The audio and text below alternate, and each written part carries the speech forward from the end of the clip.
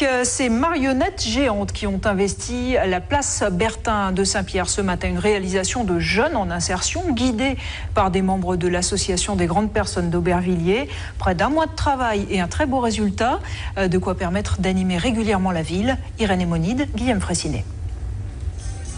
Nani Rosette, très grande pour son âge et pour cause, elle est gourmande.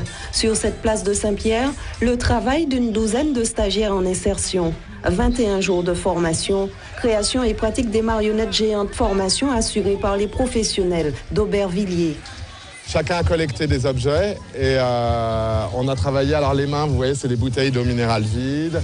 On a fait tout le papier mâché avec les sacs de farine que nous ont donné les boulangers, des sacs vides. Bon, il n'y a pas que du recyclage, le tissu est neuf, oui. Mais voilà. Et il y a à l'intérieur une armature, voilà, qui est faite avec de la corde à piano, brasée, un peu d'aluminium. On s'est inspiré quand même d'un conte martiniquais, l'histoire de Nani Rosette. Nani Rosette et sa douce bouche, une version qui a été réécrite par Patrick Chamoiseau. Nani Rosette, sa famille et le diable qui n'est jamais très loin. Première sortie pour le plus grand plaisir des enfants.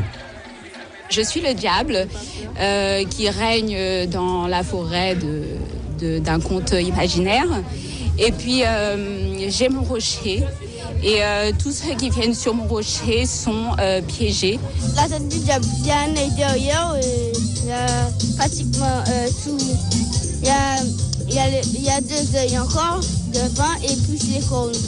Les cônes, il y a un cône, il y a une cône et il y a une deuxième cône. Il y a un trou dans son ventre. Alors, je sais que c'est une personne. Il ne faut pas avoir peur.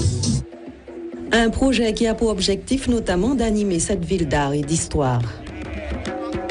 Ça fait partie des grands événements structurants du Grand Saint-Pierre qui consistent surtout à ramener la population vers la création artistique et aussi sur une réflexion sur l'organisation même sur l'ensemble du territoire de développement culturel. Voilà, original et pensé avec la population. Ça coûte une certaine somme. Il faut quand même faire venir les gens. Il y a 3 semaines de travail intense, un peu moins de 50 000 euros.